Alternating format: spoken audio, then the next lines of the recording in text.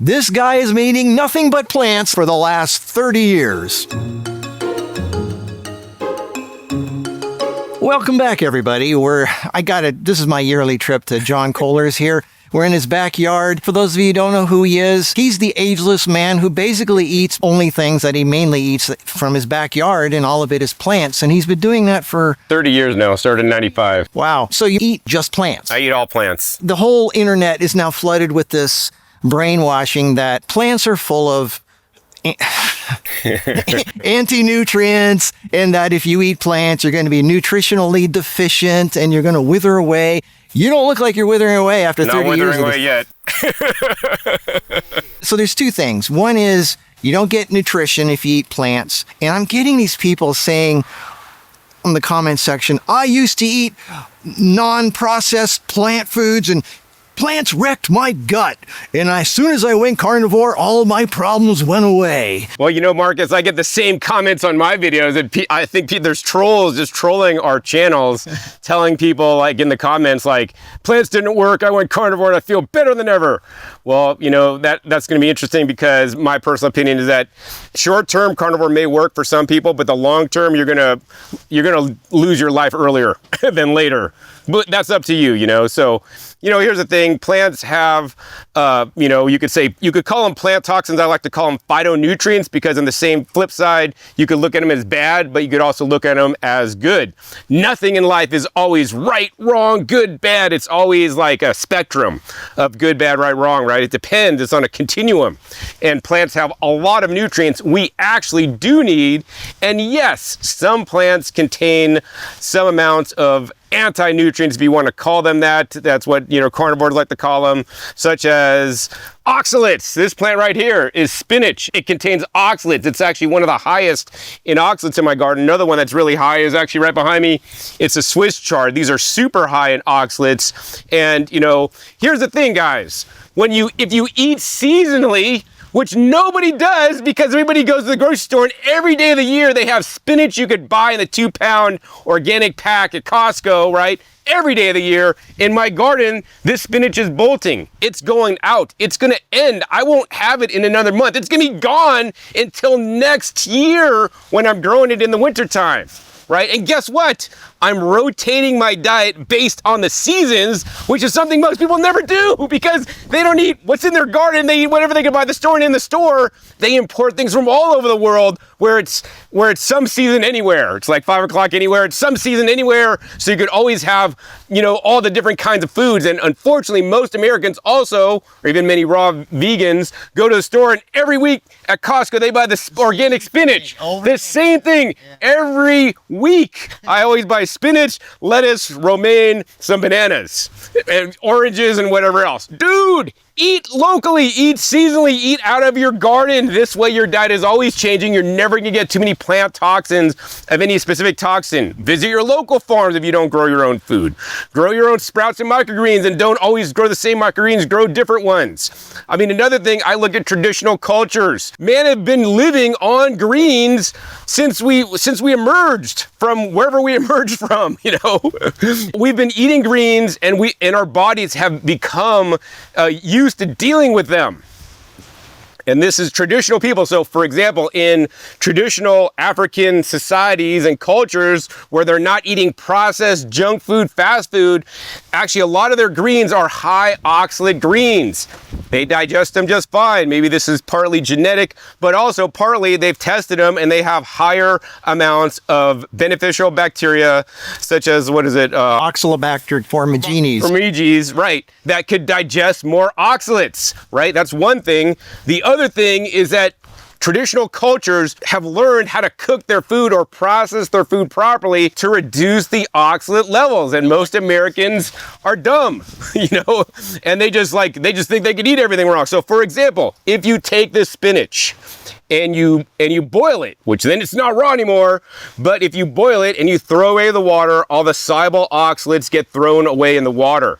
You've really reduced the oxalates in here by at least, I don't know, 50, 60%. Now, if you want to do this in the raw format, how you would do this is you would chop it up, create more surface area, and then soak it in water. Of course, you're not cooking it. Some of the oxalates will leach out into the water, the soluble ones, maybe only 10 to 20%, so that's not that significant. But now what you do is you basically take tahini or sesame seeds, blend it up in the blender with some lemon juice and miso, make a lemon tahini dressing, or even you could use chia. These foods are very high in calcium, and what happens is now you premix your soaked spinach that you maybe dried off a little bit with the sesame seed dressing. You let it sit there for a while and then eat it. What happens is all the soluble oxalates then basically attach to the tahini due to the higher calcium content, and then they go right through you. They don't get absorbed. This is like some radicchio, here's lettuce. These are very low oxalate foods.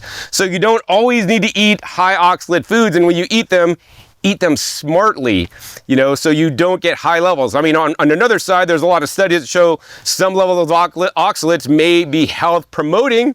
That being said, the other thing is that our bodies make our own oxalates internally, even if we don't eat them, and each person can basically get rid of naturally or detoxify a certain level of oxalates. Of course, to consult your doctor, because basically if you're normal and healthy, we can excrete oxalates every single day, a certain amount. Also, our bacteria can digest a certain amount if you have those bacteria. But the problem is, if you're an American and you have like diabetes or some other kind of predisposition, if you're already like overweight and have metabolic disease and all these things, then you're probably going to not be digesting them or eliminating them as well as somebody that's normal, that's used to eating these traditionally, like a traditional person that lived in Africa that ate high oxalates, or somebody like me that I eat oxalates and I process them properly, so I never get too much. I've never had kidney stones. I don't intend to have kidney stones, and I mean that's just my story. Most people in this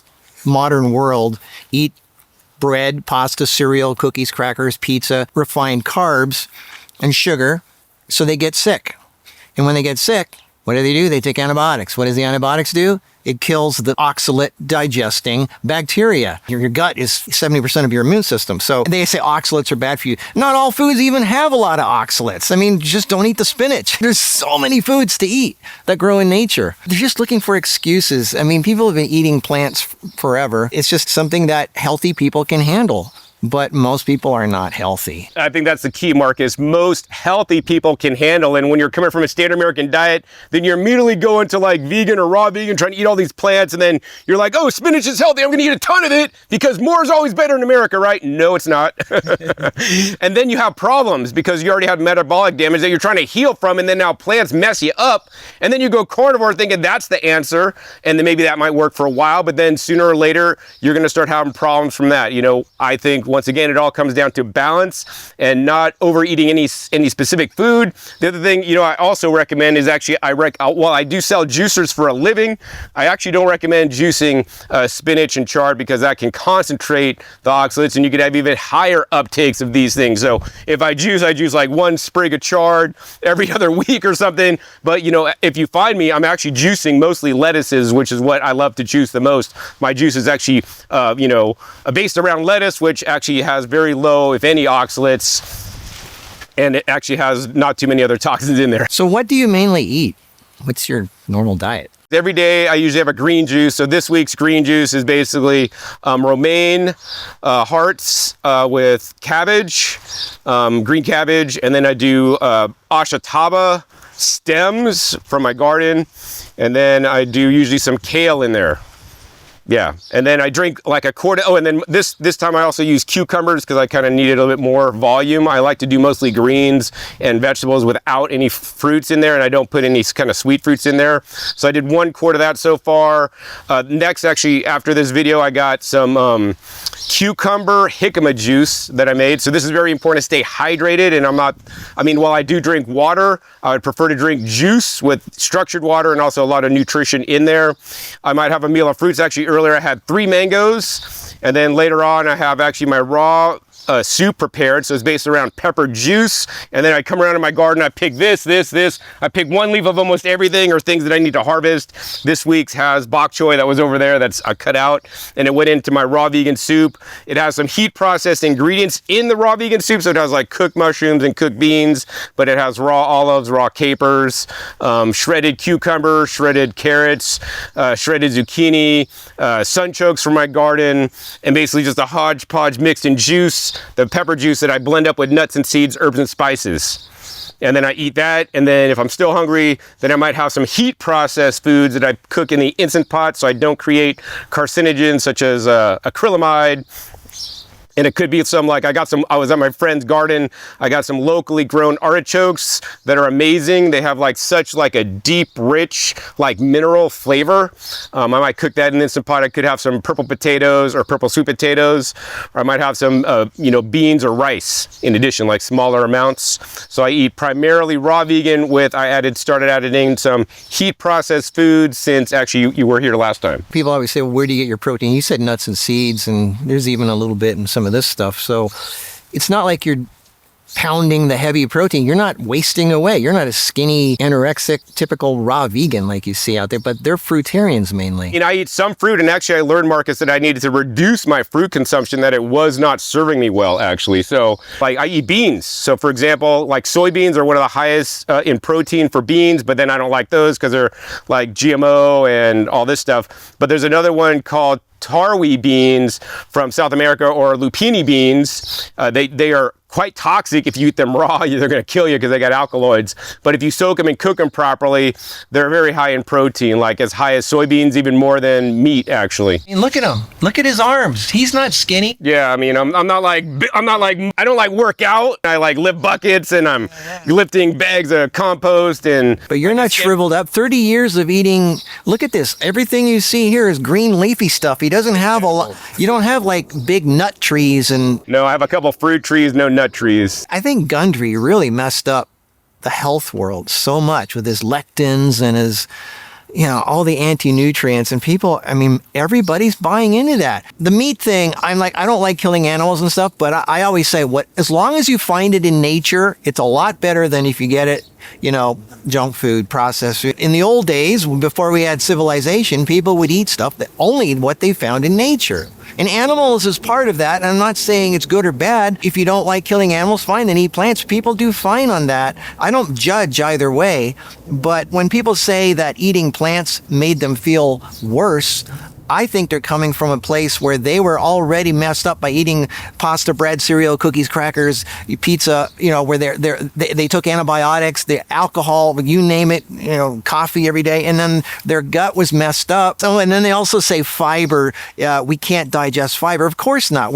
Our stomach, it's supposed to go through the stomach because the fiber is the main food source of probiotics, right? Your gut bacteria, and it's supposed to go through your stomach to get through your small intestine to where the bacteria can feed on it, and those are your partners in life. And if you don't feed them, what are you going to grow down there? And a lot of meat eaters say, well, I don't eat any fiber at all and I'm fine. I'm going, I wonder what your prostate's going to be like. I think there should be a balance, like eat stuff you find in nature. Like you said, a little bit of everything. I'm not saying you have to go kill animals, but I think variety is a big part of it. People go to the grocery store, they buy the same 6 things over and over and over all the time. You don't have to eat meat. I mean, look at him. He's not shriveled up and gaunt. And Marcus, what I think it is, you need balance, right?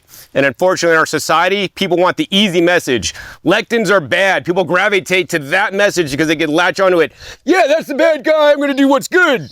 And no, what I've learned looking at so many studies and living on this earth for so many years is that life and health is so nuanced, right? It's not this or not that. Fruit, while it is so healthy, it's not the ideal food, and we should only ever eat fruit to the exclusion of greens and other healthy plant foods, right? I think this is where, we should only eat meat to the exclusion of every other food. Yeah. And like you talked about, like, yeah, if you eat a standard American diet, you messed up your gut, and you're eating a fiberless diet actually if you're eating standard American, because they process all the fiber out of it, so you don't need to deal with it. You've been eating that diet for 10, 20, 30 years. You don't have the microbes that digest fiber. You eat fiber, you get a stomach ache because your body can't deal with fiber because you've never eaten it. Then you eat meat, has no fiber. Oh, your body's just fine because you're not eating fiber. You're not challenging your body. You're not going to create the good microbes. You probably got bad microbes in there that are going to shorten your life, cause more disease in the future. But you know what? That's for you to decide. I recommend that everybody should get a microbiome test to see where you're at so you could optimize your partners in health. Even many raw vegans don't believe in the microbiome. Microbiome science is pretty solid these days that they know there's so many diseases connected with the microbiome. And if you get a good microbiome test, it'll say, hey, eat these foods to increase your beneficial bacteria that you're deficient in. And slowly but surely, don't just go raw vegan overnight or go any crazy vegan. Eat your normal. I mean, this is what I say to people if they want to turn their health around and if they're eating processed junk food for their whole life. Continue to eat processed junk food, 80%, and then slowly slip in 20% of the healthy stuff along with your junk food. But then slowly but surely decrease the junk food and increase the healthy food slowly. Don't just go overnight. Then you're going to be, a person that says, oh, going healthy, eating plants didn't work for me because you tried to do it too fast, too quick, and your body can't change, especially as you get more mature on the planet. Your body can't adjust as quickly as we used to. Yeah.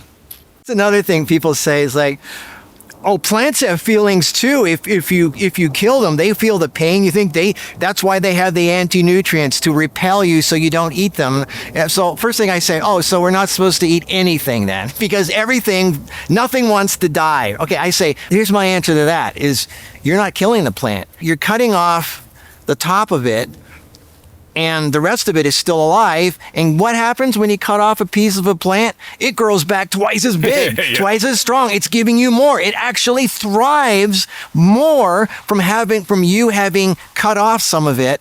And it's almost like saying, thank you, now I have a purpose, here's twice as much. So the plant is celebrating life because you ate half of it. It's giving you more. It's not dead. It's thriving more. If you cut off an animal's legs, it's dead. I mean, it's like maybe plants feel pain. I don't know, but I think it's like getting a haircut. It comes back twice as big and twice as strong, offers you more food. It grows faster. It's like it wants to be picked. Like you're not pulling the whole thing out by the roots. You're just eating the top part. Like this. I could just pop off the top. And this is actually the most tender, delicious part.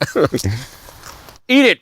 And now right where I cut it off, right here at this shoot, it's going to produce a new outgrowth here and a new outgrowth right here and get even taller. I mean, you can see what happened to this lettuce that we bent over, right? It got cut and then it basically shoot it out in multiple places. Now it's going to seed, so it can now reproduce, right?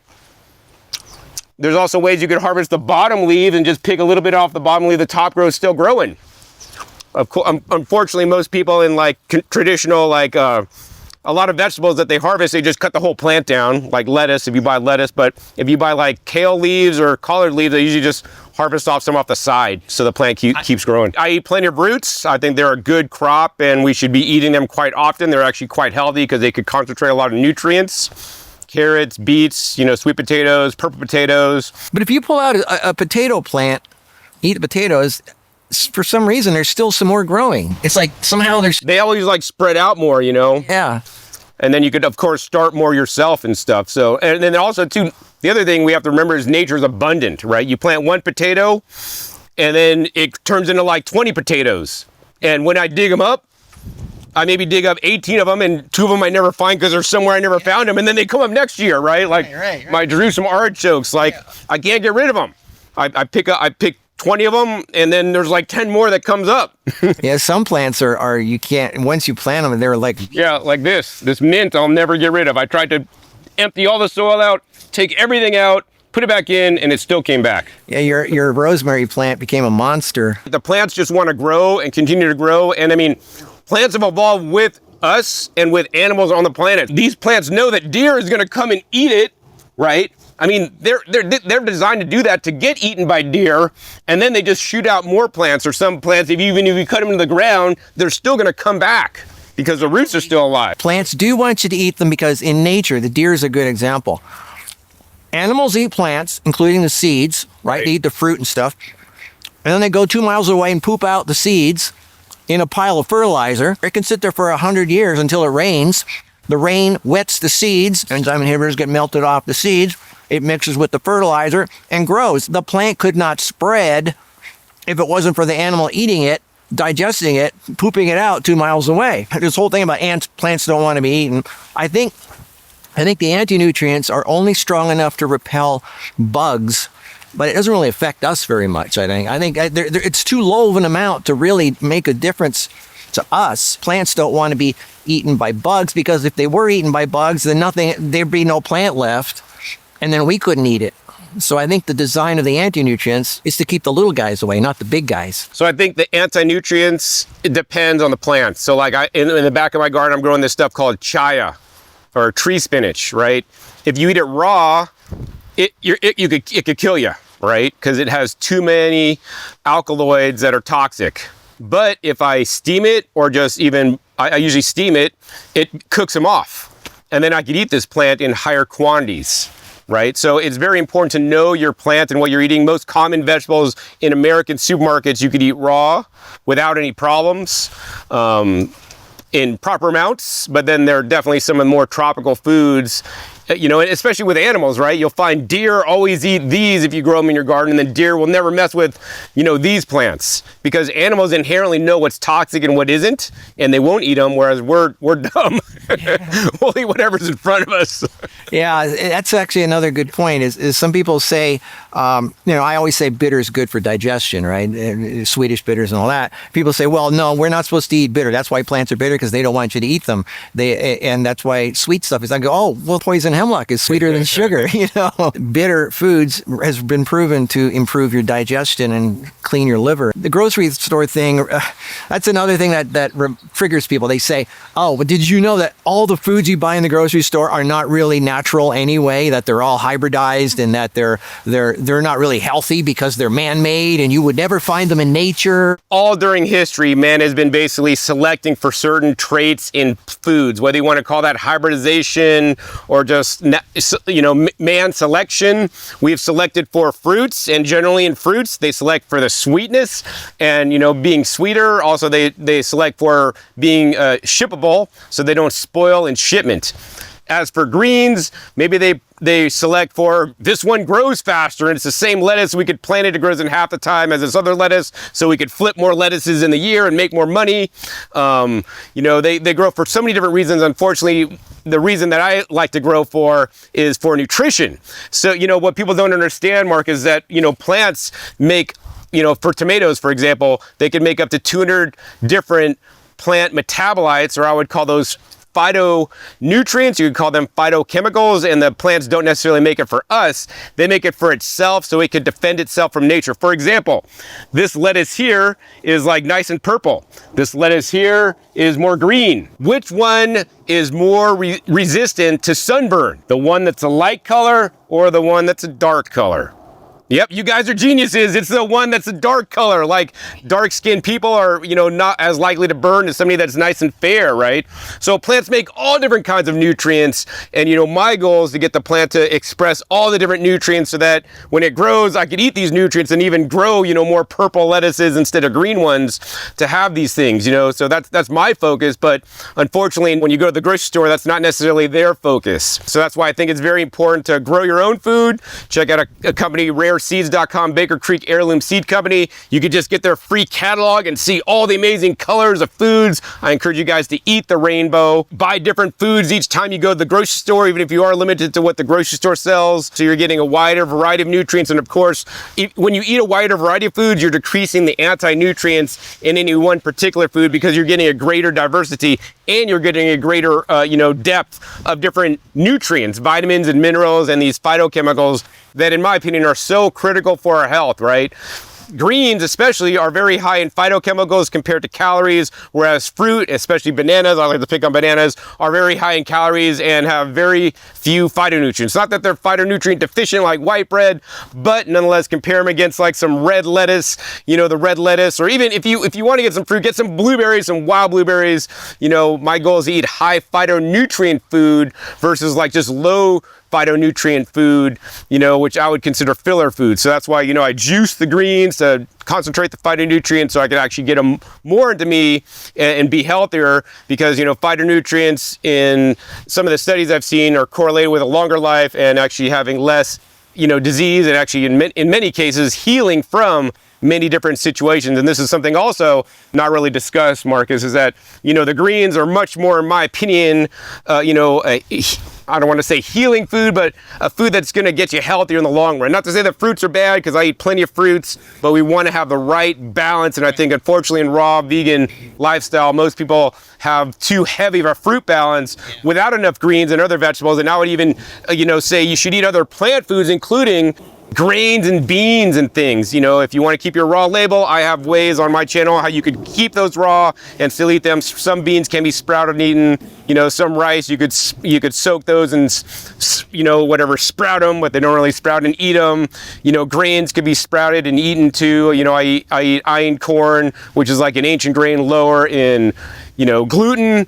So, I eat a very diverse diet. So I spread all the anti-nutrients out, and then I eat a little bit of everything. So I get a diverse diet, and my diet's always changing, of course, based on my season. So, I want you guys to strive to eat more diversity, eat more seasonally, and expand the different plant foods you're eating, because I think in the long run, you're gonna be more resilient because of it. Not only because of the nutrients, but also because all the unique fibers, especially in beans, that feed your gut microbiome. So, you can be more resilient when something may happen to you in the future, because once again, our microbiome is at least 70 to 80% of our immune system and can help fight many different diseases that can occur and are literally our partners in health. And unfortunately, many people in the raw vegan movement still don't take them into consideration.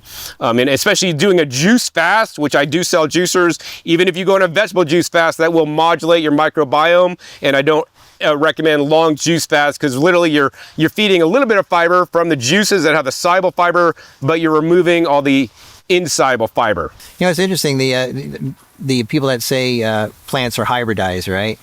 Well, so is everything. Or the meat. So are the meats. The cows that they breed to grow faster and have more fat and meat. Yeah, I mean, so it's the same no matter what food you have. You can find heirloom animal meats, but of course you could also find heirloom vegetables and fruits. I do have a book called the Free Food Medicine Edible Plant Guide book. I mean, wild foods are the ultimate, because these foods are the least hybridized. They've been hybridized by nature. And most people, just even here in the desert, you walk outside your door and there are wild plants growing everywhere in this world, where most people, they think it's just a weed growing through the cracks. But if you knew what the properties were of those plants, that's why I created the book, because you are surrounded.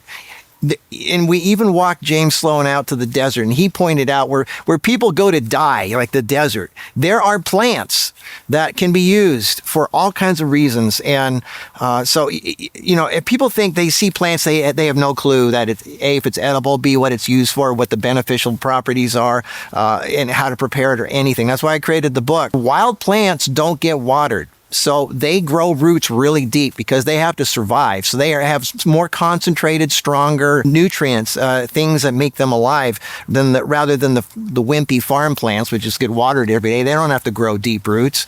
So the deeper the root is, the more nutrients it pulls out of the ground. And so the wild plants are the way to go if you can. At least mix some of them in. The more variety, the better. And you got a good head start with your garden here. You've got you eat. How much of your diet would you say you grow? Per calorie, it's actually quite low, because obviously greens have very few calories. Yeah. But I eat greens out of my garden every single day, whether it's in my juice or whether it's in my soups or my salads, or whether I steam my greens. I steam my greens too, so I can get more of them in me. Because, my goal, Marcus, is to eat primarily first out of my garden. Now, I don't grow everything I need. I mean, I did buy 3 acres in Puerto Rico, so I'm going to be growing a lot more there, and maybe one day I'll be growing like 90% of all my food in my property, which is 3 acres there.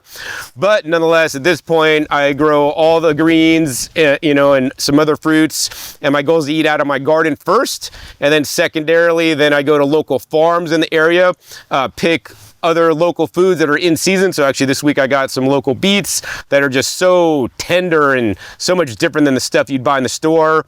And then I'll go to buy organic, fruits and vegetables and other plant foods, to fill in.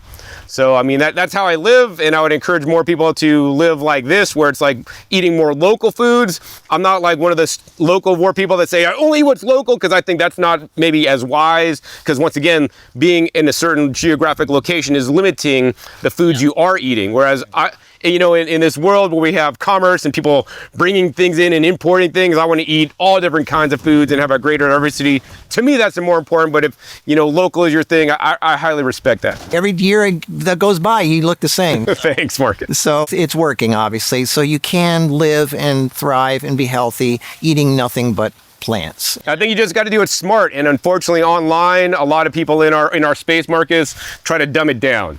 Just eat fruit, you're going to be the healthiest. Yeah. Like, no, that's not accurate. I mean, I think the main message is diversity, and then each person needs to find for themselves what ratios of what works for them, and then also work with your microbiome, get a test to see where you're at and what your microbiome may need to dial it in. Of course, also get standard, blood tests to make sure all your markers are in line, and, don't eat supplements because you think you need them. Focus on eating whole foods to get all your nutrients, so you don't have to take a supplement because your dad's deficient in something, right? If I'm deficient in a nutrient, I'll be like, hey, what plant has lysine in it, for example? Hey, beans have lysine. So then I'll eat certain kinds of beans that are higher in lysine, so I get some lysine in me instead of taking a lysine supplement. Real quick, people guys mentioned B12. B12, very important. I just interviewed a raw vegan on my channel who thought that we could make our own B12, and now when I hold up my hand next to his hand in the video, his hand's totally shaking. And he had B12 damage. He's now more chemically sensitive and all these other things. So, I think that getting B12 is critical, that we don't recycle it. I have also had other friends that are gardeners that basically dig up their dirty plants and eat the dirty plants and all these things, and they were B12 deficient. While it is true there is bacteria in the soil that do make B12, the question is it going to get into us? I don't rely on my plants for B12. I do take a supplement. However, there are foods that are vegan that have B12 in them. So like I recently was at the Natural Products Expo, and there's a nutritional yeast, unfortified, from Germany, designed to have B12. You take like, well, I don't know, I forget the amount, but it was like a small amount of this basically yeast that contains B12 because the way it grew.